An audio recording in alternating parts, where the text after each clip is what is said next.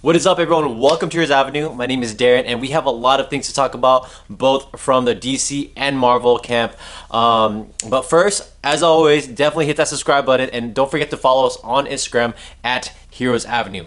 All right, so our first story today, we're going to talk about Suicide Squad 2 again, or The Suicide Squad is what James Gunn is calling it. And it's pretty much a jump off of what Rob made yesterday. So yesterday, Rob made a video that Will Smith is not going to feature in the new Suicide Squad movie with James Gunn.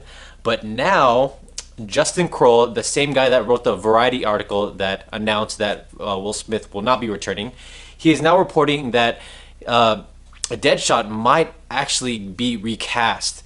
They're looking into that. It's not officially confirmed yet, and I think this is a bad idea. I think they should definitely leave Deadshot completely out of it.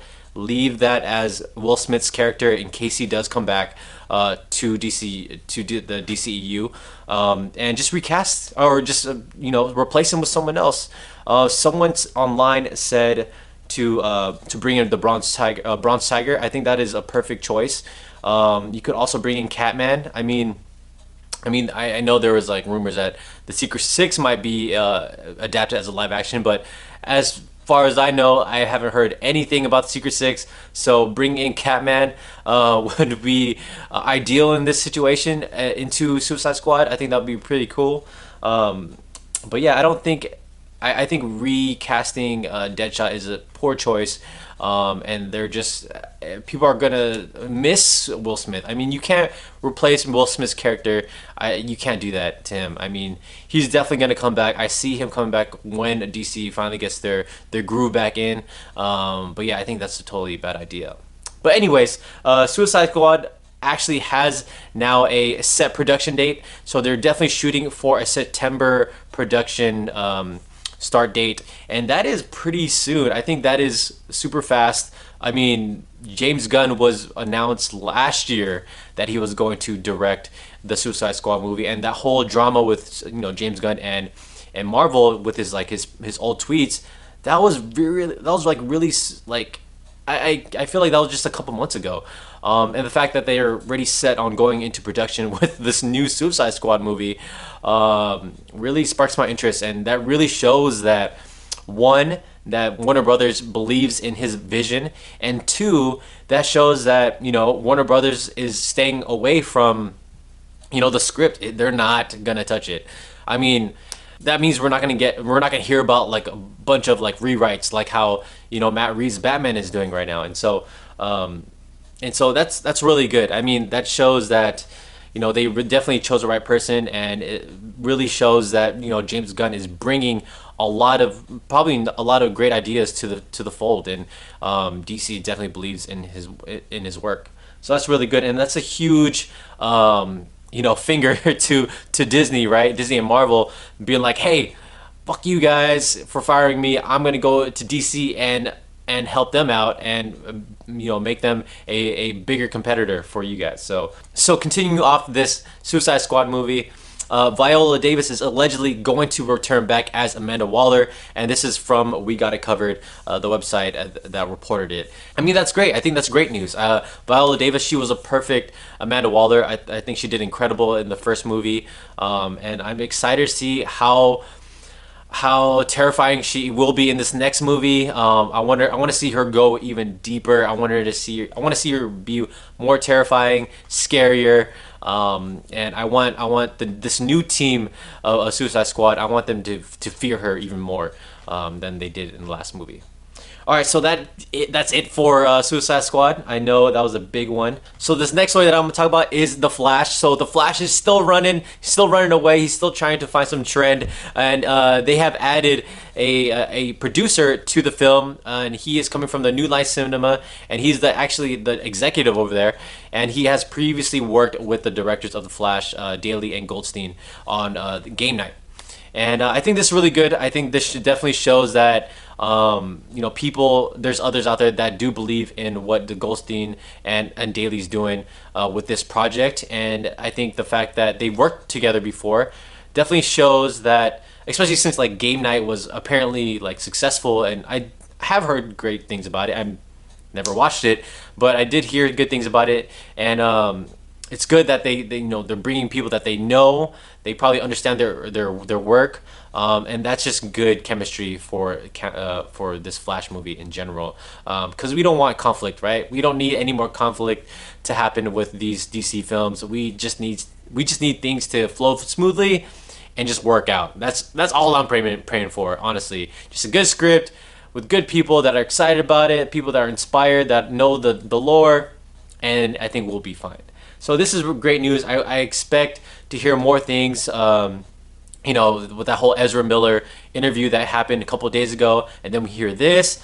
I just hope we start hearing more things as things pick up. And I think as more good things happen to DC, the more we're gonna hear these type of announcements with these movies that we haven't forgotten about. And I'm hoping for that Green Lantern news coming up. I hope more things happen with that Green Lantern movie. I want that redemption. I just want a reboot. I want them to do it justice. I want the public to believe in Green Lantern like they should.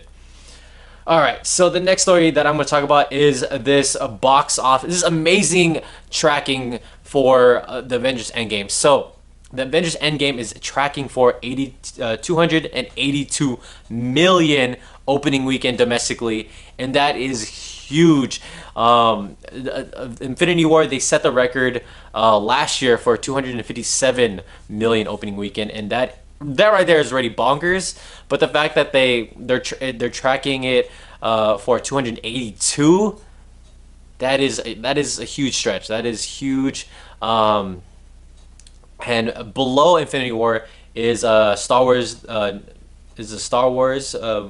The Force Awakens? Yeah, The Force Awakens at 247 million opening weekend. And that is, again, those are crazy numbers. But if you actually look at this box office opening weekend list, you'll see that most of these numbers are jumping 20 million more. So from Jurassic World, I mean, it started at opening weekend, it was 208 million, and then The Last Jedi jumped to 20 million, and then it jumped another 20 million, or I guess 27 million, to 247, and then with Avengers Infinity War, it is now 257. That is currently the number one spot. So it's a roughly 20 million increase, and so which makes sense that they're tracking it for 282 opening weekend, and I think it's gonna hit that mark, maybe 280. That's what I'm guessing. I think this movie is definitely gonna have that rewatch factor during that weekend. I'm going to purchase more than one ticket that weekend. Definitely gonna do that, and especially with a huge cliffhanger from last year, people are definitely going to rush to the theaters for this. People are going to buy a pre-sale ticket. The fact that they even moved Infinity War onto Netflix, more people know about the story now, and more people, those people that didn't even go into the theaters, are now going to buy their pre-ticket or their pre-sale ticket for Endgame. And so I think that's definitely going to be a factor into that tracking number, that gigantic tracking number. I think that's going to play a factor. I think it's going to be a widely successful film, and I am no doubt in my mind this movie is going to be incredible. All right, so that is that story. So the next story that I want to talk about is a little trailer that came out last night before I went to sleep, so I could not do a trailer review, which is the X-Men Dark Phoenix. That trailer came out. This is the second trailer, and there's honestly a lot of drama with the X-Men films, especially with this film and New Mutants. The drama is that, like, these films are just so bad that Fox doesn't know what to do with it. Like, people are saying that it's terrible, and they're thinking about putting New Mutants on Hulu. But based off this trailer, honestly, my first viewing, when I first watched it, I mean, I was in bed on my phone, and I was like, this sucks. And then when I watched it again, like a couple hours ago, it's actually really good. I mean, it does have that Last Stand elements to it. I don't see how it could be bad or terrible. But I mean, you can make any trailer make it look good, and then the actual movie comes out really shitty. But from what I'm seeing, it's actually really good. It has that really emotional factor to it from what we've seen in the first trailer as well. And I think they're really capturing what I mean, how strong Dark Phoenix is, and like how everyone is just so terrified by her. I think that's really good. I think what I'm seeing with with Jean crushing Magneto's helmet. Oh, dude, that sucks. Sorry, I need some water. Like I could just imagine how that felt. Anytime someone's skull gets crushed, oh, like I just cringe inside. I just don't like seeing those scenes, but those are pretty badass, to tell you the truth. I just hope it doesn't bomb when it actually does come out. Just because this is going to be their last film that they put out for Fox, I want them to go off on a high note, man. It's gonna be really sad and a little bit embarrassing that if this movie bombs, that it just shows that, man, Fox just doesn't know how to handle X-Men films. They just don't know what they're doing, and they're just giving it to random people that, or not random people, but they're giving it to people that don't deserve a chance at the X-Men film. Like Simon Kinberg, yes, you worked with the X-Men films in the past, but as a screenwriter, this is his directorial debut for the X-Men Dark Phoenix. And it's the last X-Men film too. You're gonna risk someone's first movie on the last X-Men film? He hasn't even done a short film. Like, come on, like test your directorial skill on something else, something that doesn't have a huge audience fan base. So I really hope this movie is great, because X-Men really needs it, especially since it's their last film before they do like a little send-off to Disney. So yeah, let me know what you guys think about everything. What did you guys think about this trailer? Do you guys think Avengers Endgame will hit that 282 million opening weekend tracking mark? And how do you guys feel about Deadshot being recasted? Are you guys against it? Are you guys for it? Do you guys wish they would replace him with someone else? Let me know in the comments below. Like this video, subscribe to our channel, and I'll see you guys next time. Bye.